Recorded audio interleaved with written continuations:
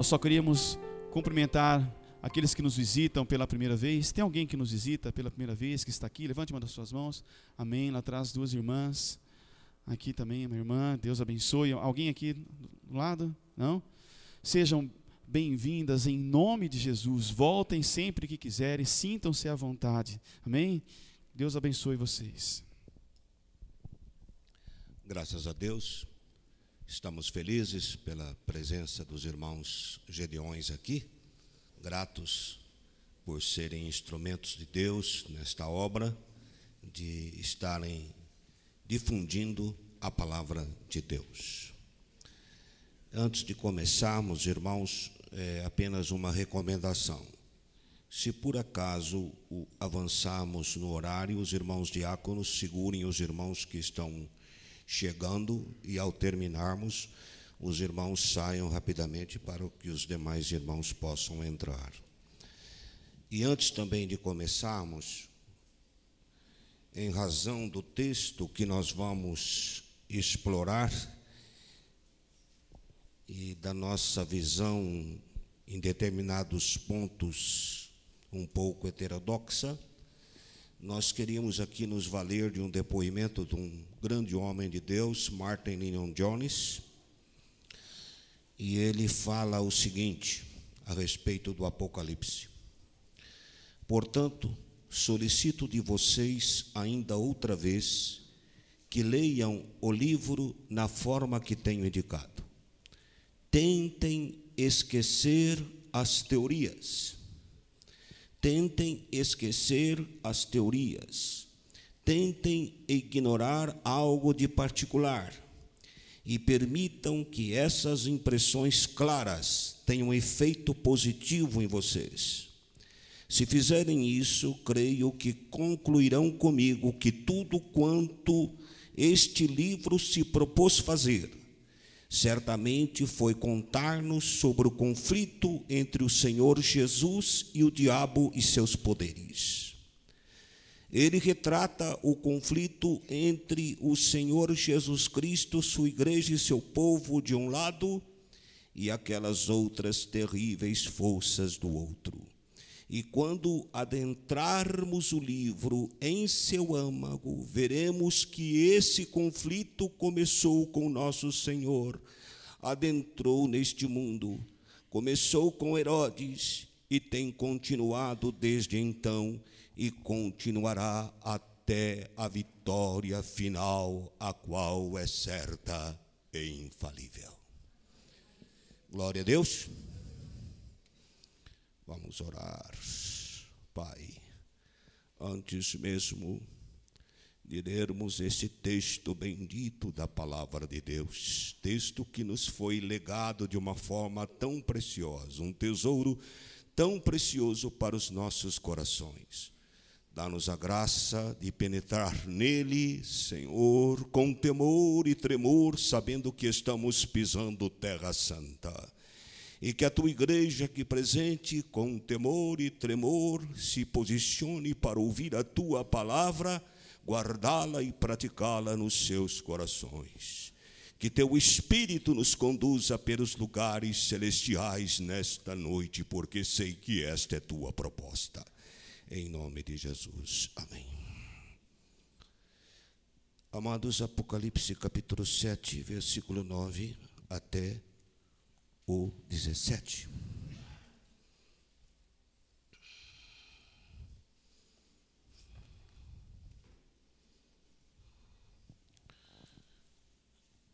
Depois destas coisas vi, e eis grande multidão que ninguém podia enumerar,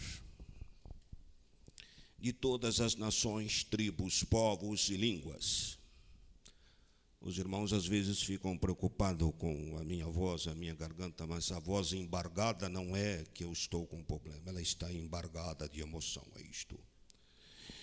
Depois destas coisas vi, eis uma grande multidão que ninguém podia enumerar, de todas as nações, tribos, povos e línguas, em pé diante do trono e diante do Cordeiro, vestidos de vestiduras brancas e com palmas nas mãos, e clamavam em grande voz, dizendo: ao nosso Deus que se assenta no trono e ao Cordeiro pertence a salvação. Todos os anjos estavam em pé, rodeando o trono, os anciãos e os 4 seres viventes, e ante o trono se prostraram sobre o seu rosto e adoraram a Deus, dizendo: amém. O louvor e a glória e a sabedoria e as ações de graças e a honra e o poder e a força sejam ao nosso Deus pelos séculos dos séculos. Amém. Um dos anciãos tomou a palavra, dizendo: estes que se vestem de vestiduras brancas, quem são e de onde vieram? Respondeu-lhes: meu Senhor, tu sabes. Ele então me disse: são estes os que vêm da grande tribulação, lavaram suas vestiduras e as alvejaram no sangue do Cordeiro, razão porque se acham diante do trono de Deus e os servem de dia e de noite no seu santuário, e aquele que se assenta no trono estenderá sobre eles o seu tabernáculo. Jamais terão fome, nunca mais terão sede, não cairá sobre eles o sol, nem ardor algum, pois o Cordeiro que se encontra no meio do trono os apacentará e os guiará para as fontes da água da vida, e Deus lhes enxugará dos olhos toda lágrima. Glória a Deus. Amados, escolhemos como tema da nossa meditação nesta noite um culto nos céus. E é assim que nós vemos esse texto, e nós queremos que Deus nos conduza a termos uma visão dentro desta visão. É esta a proposta que nós temos para esta noite. Amados, esse texto que lemos se encontra, como os irmãos notaram, no livro de Apocalipse, e foi escrito pelo apóstolo João, quando exilado por causa do Evangelho de Cristo na ilha chamada Pátimos. Se nós fôssemos resumir numa frase esse texto, nós diríamos que este texto reflete uma visão dos mártires chegando à glória. E se fôssemos fazer um breve relato deste texto, um relato introdutório, nós diríamos que esse texto comunica para nós a chegada dos mártires à glória e a indagação, a pergunta de quem era esta multidão, de onde vinham, o que significava aquele evento. E a resposta: eles eram pessoas que vieram, estão provindos da grande tribulação, lavaram e branquearam seus vestidos no sangue do Cordeiro, e por isso estão diante do trono. Então vamos para a proposição número 1, porque queremos estar colocando para os irmãos, aqui item por item, para que os irmãos possam ir compreendendo e não perdendo então a continuidade desta palavra. O primeiro item que nós queremos abordar, a primeira proposição, é aqui que nesse texto nós temos embaixadores da igreja do planeta Terra, chegando nos céus para proclamarem o Evangelho.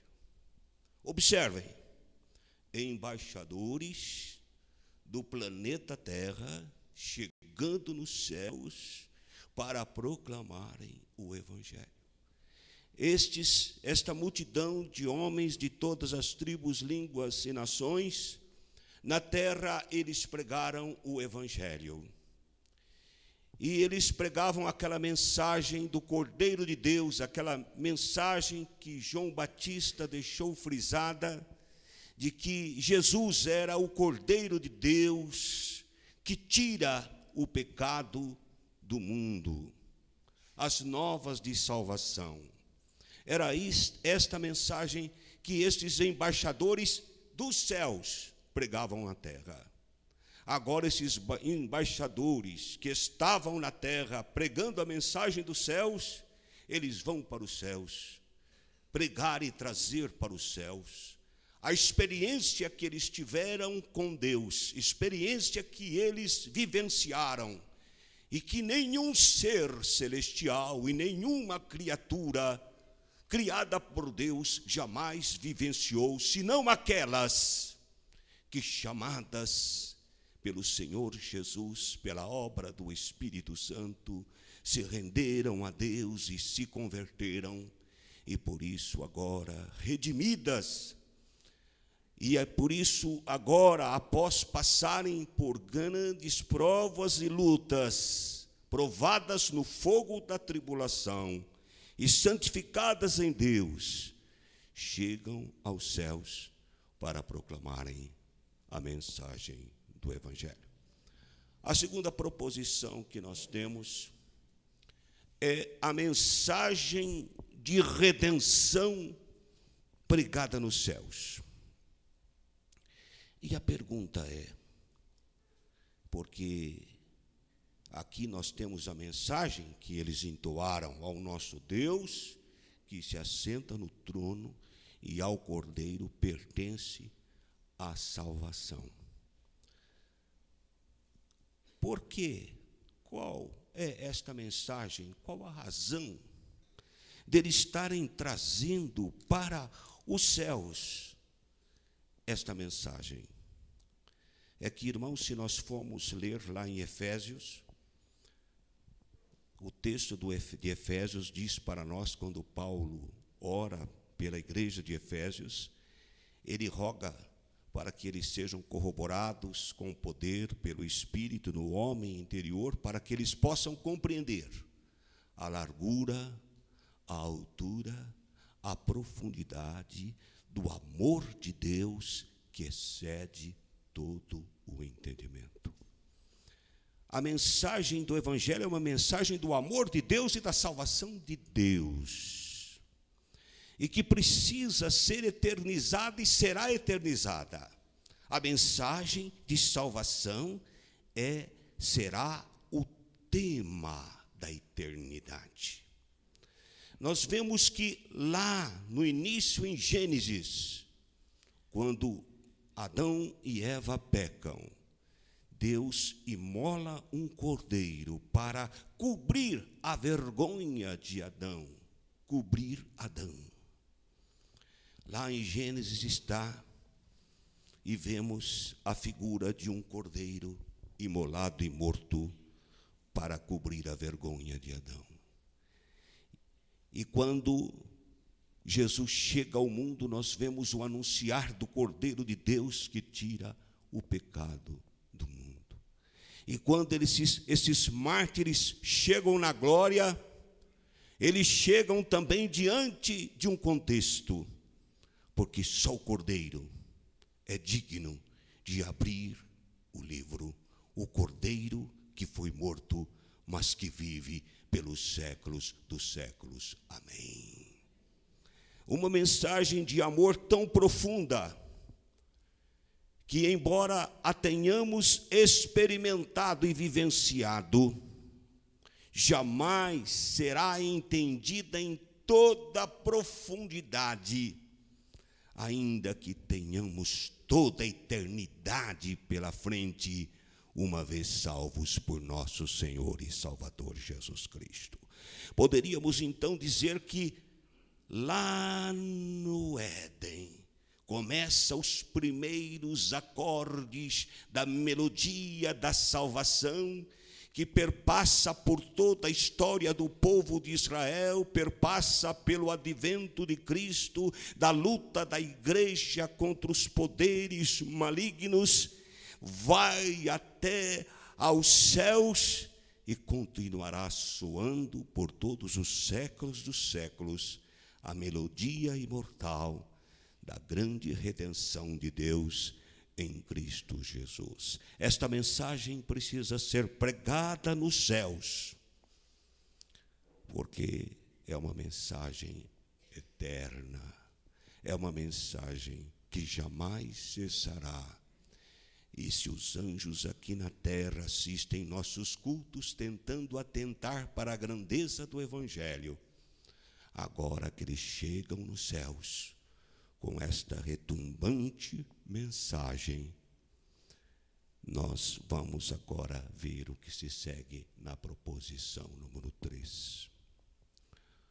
Os anjos, ao tomarem conhecimento, ao ouvirem esta mensagem, e se nós formos tomar o tema da nossa mensagem nesta noite, um hino, aliás, um culto nos céus, nós vemos que esse culto começa com a pregação, a proclamação do Evangelho. O momento da proclamação do Evangelho. Agora começa o momento do louvor. Quando a mensagem é anunciada pelos mártires, os anjos então dizem amém. Há uma concordância dos anjos com o anunciar da salvação, da proclamação. Só que os anjos também acrescentam algo a esta mensagem. E eles dizem então, amém, né? E ao Deus a glória, a sabedoria, as ações de graças, e a honra, e o poder, e a força, sejam ao nosso Deus. Aquilo que foi pregado e anunciado pelos mártires é acrescentado os atributos gloriosos de Deus.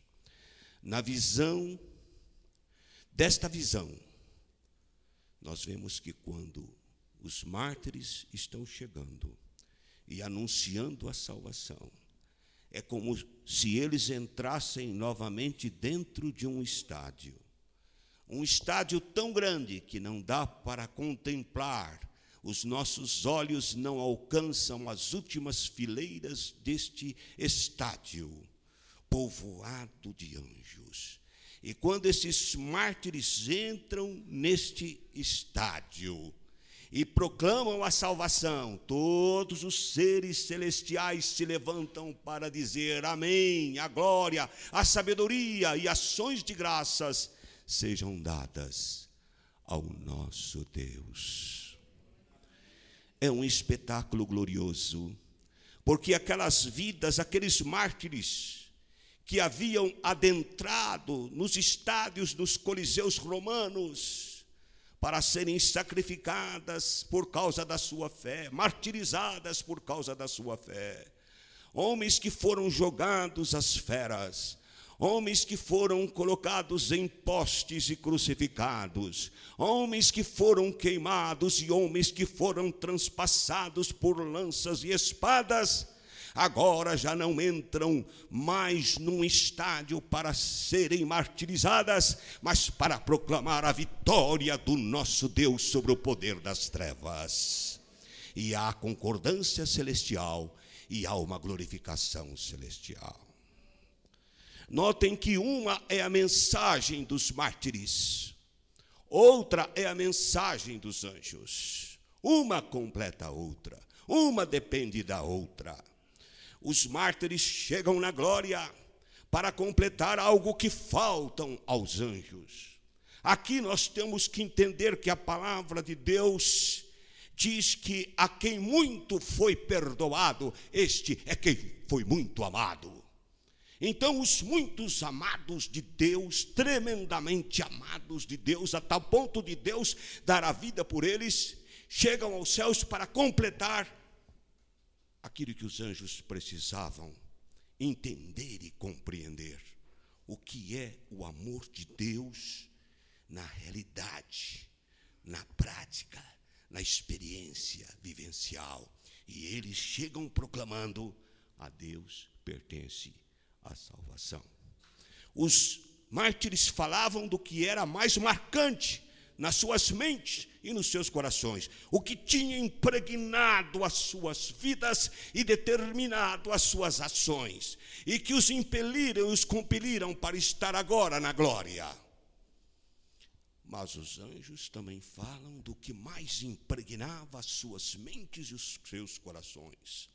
Aqueles atributos, aquelas qualidades, atributos absolutos de Deus, de sabedoria, de glória, de poder, de força, de majestade. E os outros tantos atributos de Deus, não enumerados aqui, mas certamente conhecidos pelos anjos. E nós vemos que foram os atributos absolutos de Deus que pesaram sobre Deus, que tornaram um peso insuportável no coração de Deus, a tal ponto que o peso dos seus atributos absolutos, da essência do seu próprio ser, determinaram as suas ações e determinaram a sua forma de ser. Era imperativo para um Deus que tem tamanhos e tão gloriosos atributos criar. E era um atributo imperativo, era uma força centrífuga dentro do próprio Deus que o impelia a redimir e a salvar. Então, os poderes que os anjos enumeram são poderes que enumeram a ação de Deus, que descrevem a ação salvadora, criadora, poderosa de Deus e amorosa de Deus. Esta é a mensagem dos anjos, que se completa com a mensagem dos mártires que foram atingidos e que são os resultados daquilo que Deus é e da ação de Deus sobre o seu criar e o seu redimir. Glória a Deus. A concordância dos anjos louvando o autor da salvação. Vamos para a proposição. Mas nós queremos chamar a atenção dos irmãos para um detalhe importante aqui.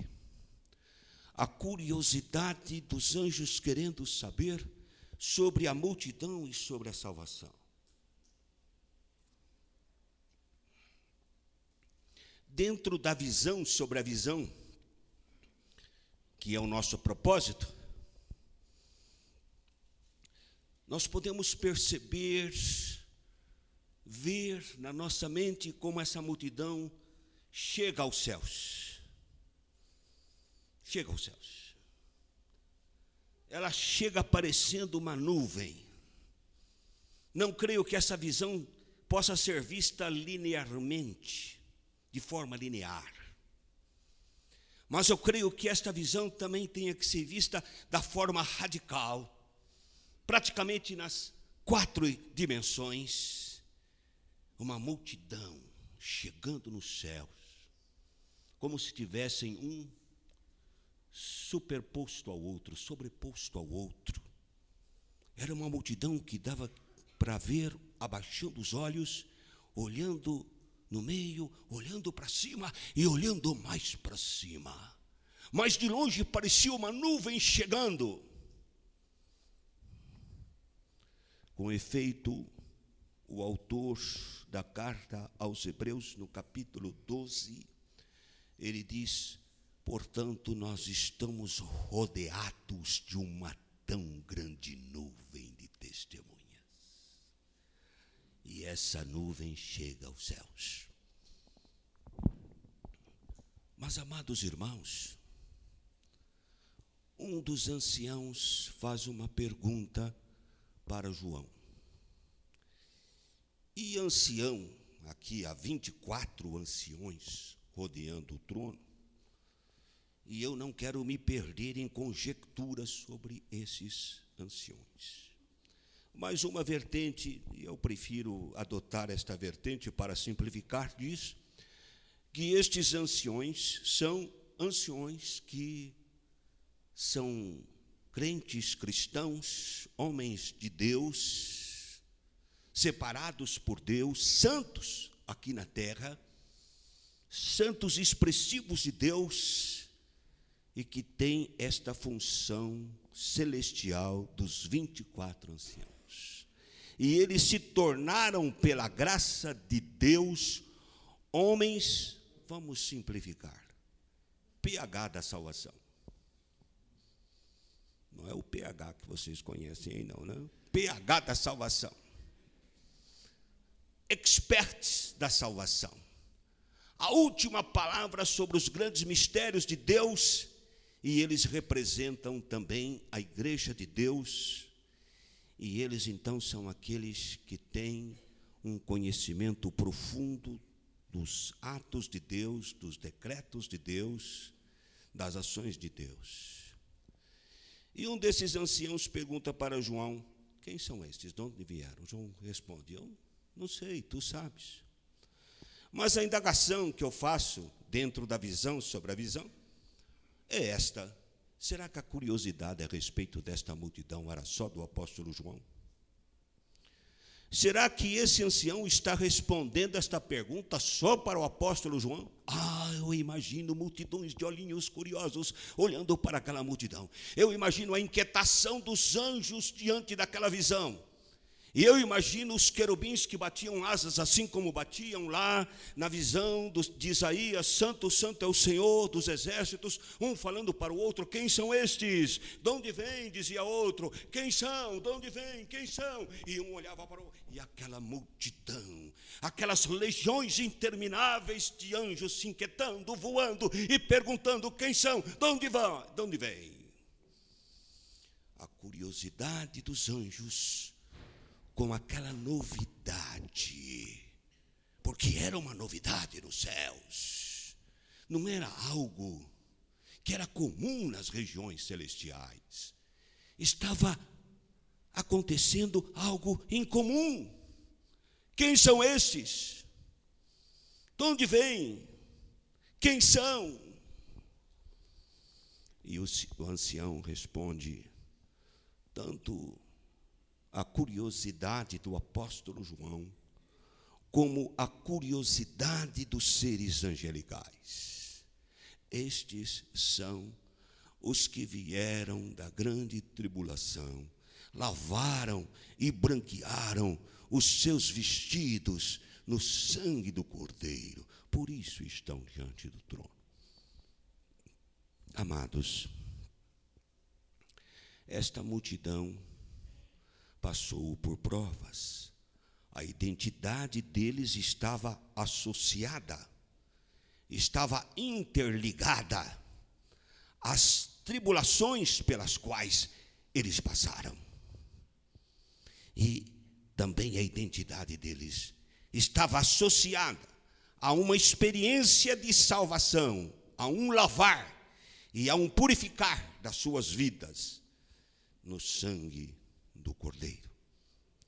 Mas, amados, nós temos mais uma proposição. Essa curiosidade dos anjos tinham também a ver com a autoridade que essa multidão tinha. Que autoridade eles tinham para adentrarem as regiões celestiais? Que autoridade eles tinham para pregarem o evangelho da salvação? E aqui nós voltamos aos mesmos itens do item anterior. A autoridade que eles tinham, adivinha de eles terem passado pela grande tribulação. Irmãos, aqui nós temos um detalhe. Olhando aqui para a declaração que foi feita por Martin Lloyd-Jones, nós estendemos a grande tribulação à igreja de forma geral, e é evidente que vai haver um clímax da grande tribulação que será algo inigualável, algo que não pode ser comparado a nada que a igreja tem passado no decorrer do tempo. mas que são desdobramento, sim, e uma preparação, sim, da grande tribulação. Então, esses mártires que chegam à glória, eles passaram por inúmeras provas. Não foi só uma prova, não foi só uma batalha ou uma luta, não foi só um dia ou só um momento, mas foram sucessivamente provados ao ponto de terem que provar a sua fé com o sacrifício, o martírio das suas próprias vidas.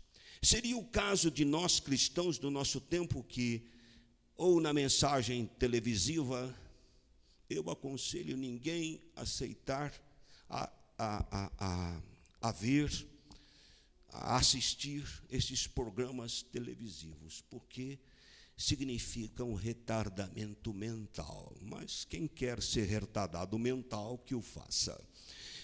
Observem que a mensagem e a proposição desse evangelicalismo brasileiro é: de tudo é bonança, tudo é um mar de rosas, tudo é um mar tranquilo, completamente diferente daquilo que a Bíblia nos apresenta.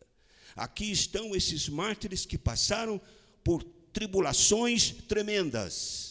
Eu gosto de me lembrar daquilo que o grande estadista Churchill, que passou por aquele período da Segunda Guerra Mundial à frente da Inglaterra, o discurso que ele fez aos seus concidadãos: eu não tenho nada para oferecer a vocês, senão sangue, suor e lágrimas.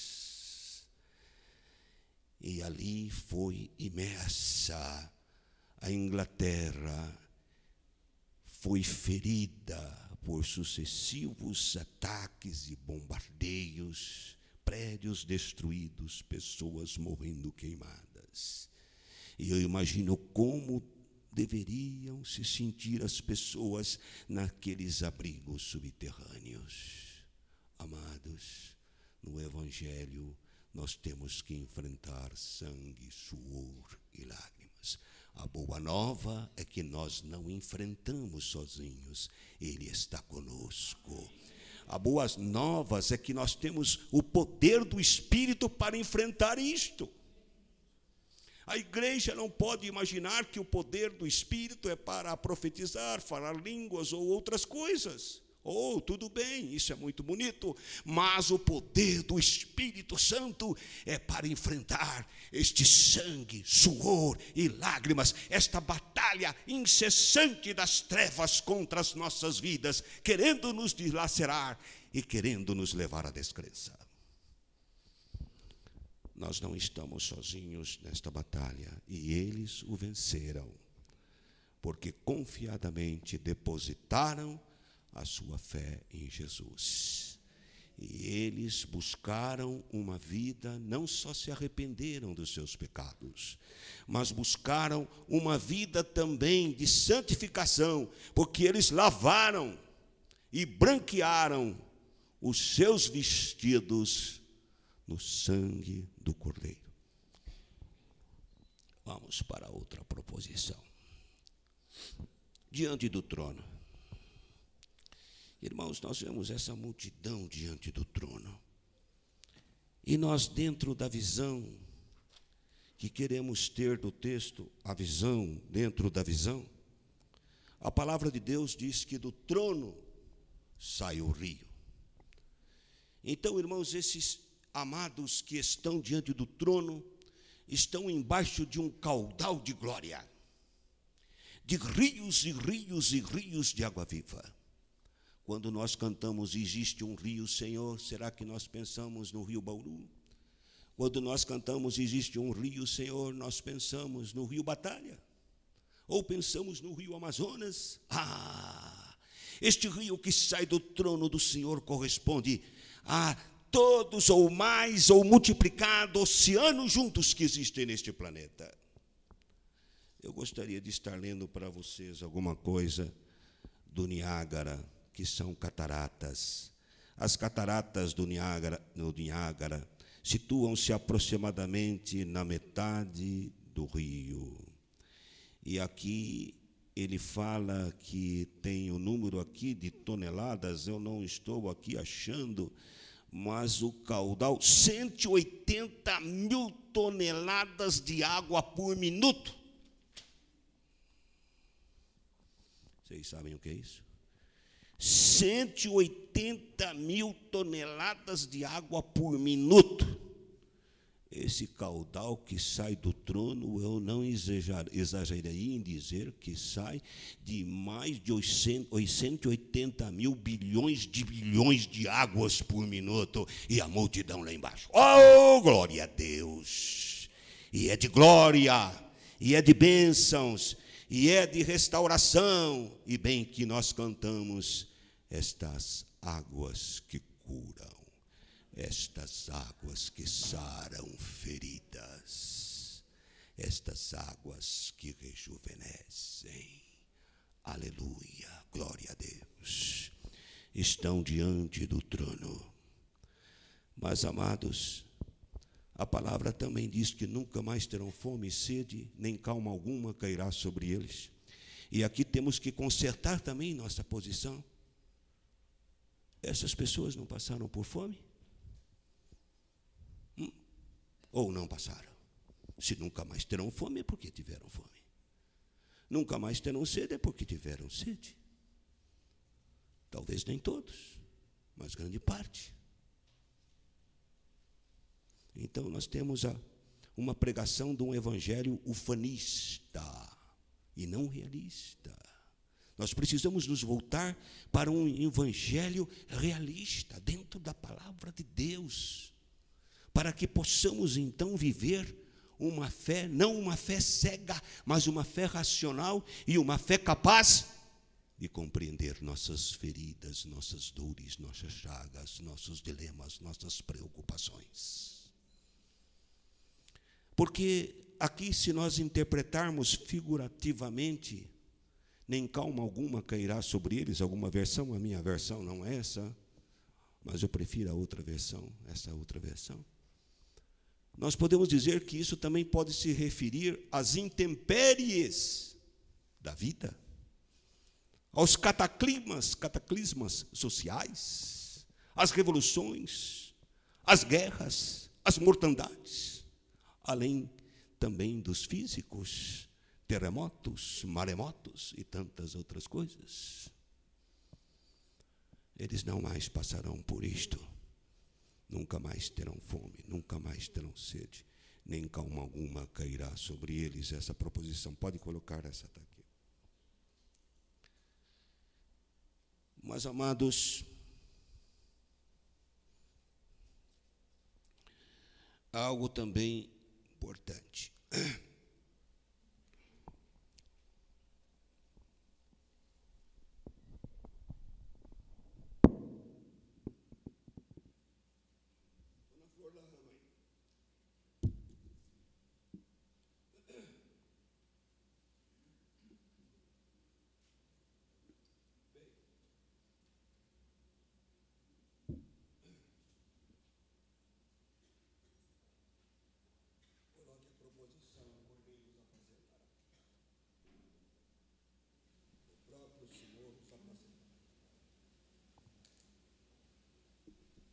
Nosso tema é um culto nos céus. Nós tivemos o momento da pregação dos remidos. Nós tivemos um momento do louvor dos anjos. Nós tivemos um momento da interpretação e da reflexão que o ancião trouxe, da expansão da mensagem.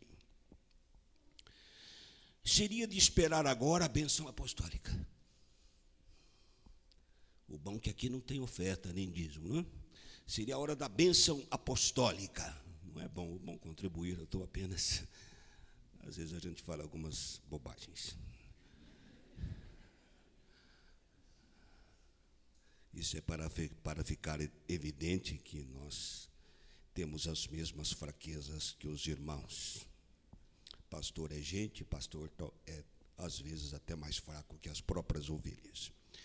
Amados, então, vejam bem, seria a hora de esperar a bênção apostólica. Mas aqui eu quero que vocês percebam uma coisa. O texto não diz que eles estão diante do trono. Os servem de dia e de noite. Não pode nos dar uma visão estática, que ali eles vão ficar para sempre diante do trono. Mas se vocês perceberam, tudo aqui há movimento. Porque os anjos, os mártires vão chegando, é um movimento, é ação. Os anjos estão se movendo, estão louvando a Deus, estão inquietos. O ancião explica, tudo movimento. E agora, aquela multidão que chegou e anunciou a mensagem, os anjos cantaram, agora estão diante do trono. E pode parecer a nós que ali termina a história, mas não termina.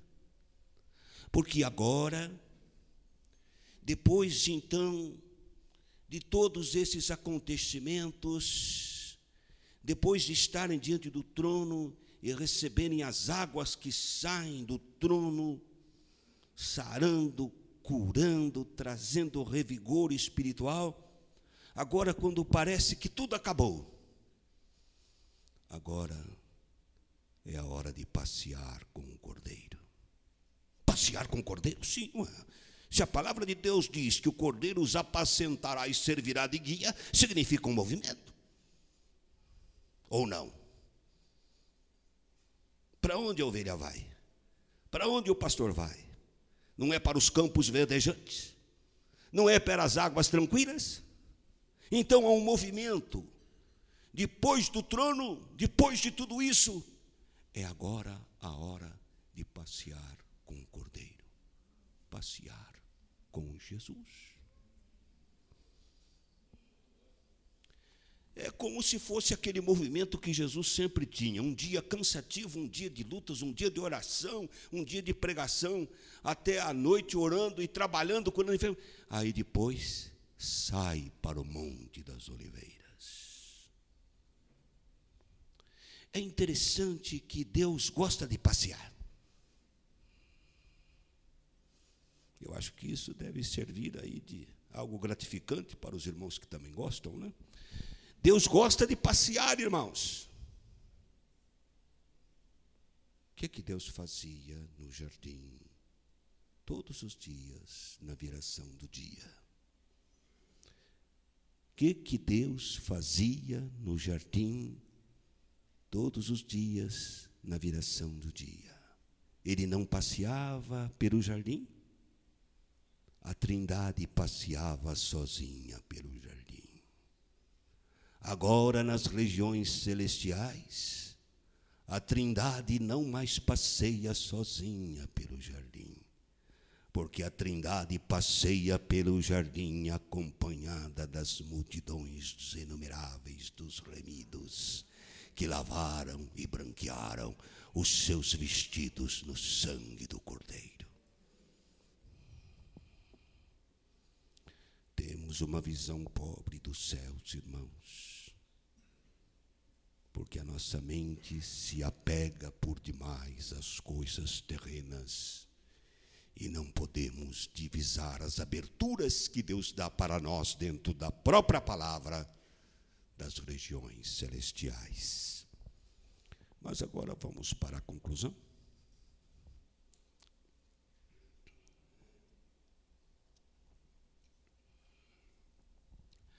Na introdução, nós afirmamos que este livro foi escrito pelo apóstolo João. E é interessante nós vermos que neste livro o apóstolo João tem logo de início uma visão do Cristo glorificado. Quem já leu esse livro sabe, do Cristo glorificado. Depois se sucedem as cartas.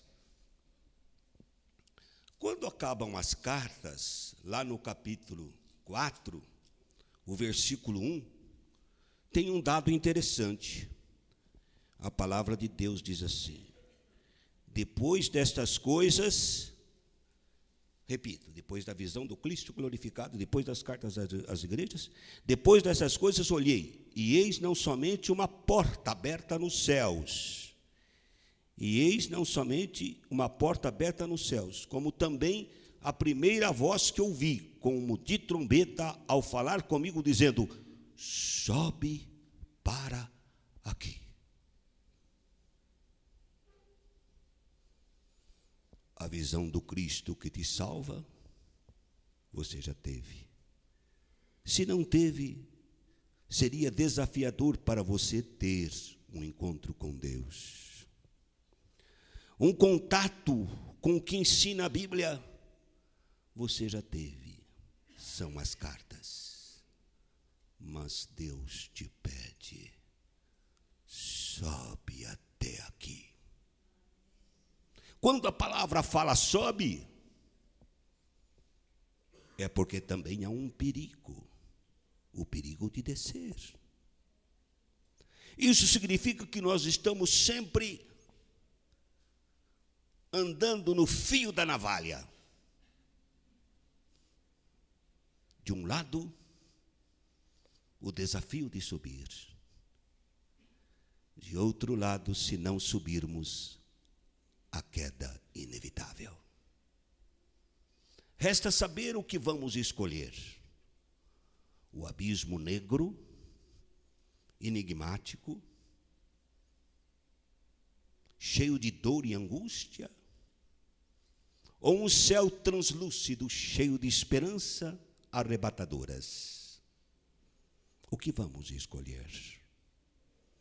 Se você notar, há coisas mais escritas sobre o céu ou sobre o inferno? O que tem na palavra são assuntos e questões mais de ordem celestial. Porque se você for notar, por exemplo, os 24 anciãos, você vai ver que Moisés fez o tabernáculo e todo aquele ritual dos sacerdotes e tudo mais, baseado no que ele viu no céu. Então, o que nós temos mais na Bíblia é sobre o céu. E isto expressa o desejo de Deus para o céu, para você. É como se Deus dissesse para você: eu deixei coisas para você mais a respeito do céu, porque eu estou apostando, querendo e investindo tudo, que é para que você vá para o céu. Então, sobe até aqui. Sobe agora, sobe já. E vá subindo, até que você se confunda com esses seres, com estes anjos, com o próprio céus, e faça parte integrante daquilo que é eterno e daquilo que nunca passará. Sobe até aqui. Pai, cada dia cada dia de pregação é um dia de uma guerra por uma alma. Não somente por uma alma salva, mas por uma alma despertada. E nos nossos tempos também é uma guerra para despertar os cristãos, para se interessarem e se despertarem para as coisas concernentes à vida e à salvação, e virando as costas para o que é efêmero e passageiro. Dê graça, ó Pai, para que a finalidade da Tua palavra, aquilo que a Tua palavra propõe para os Teus filhos, seja alcançado e atingido, e não volte a Tua palavra vazia. Em nome de Jesus.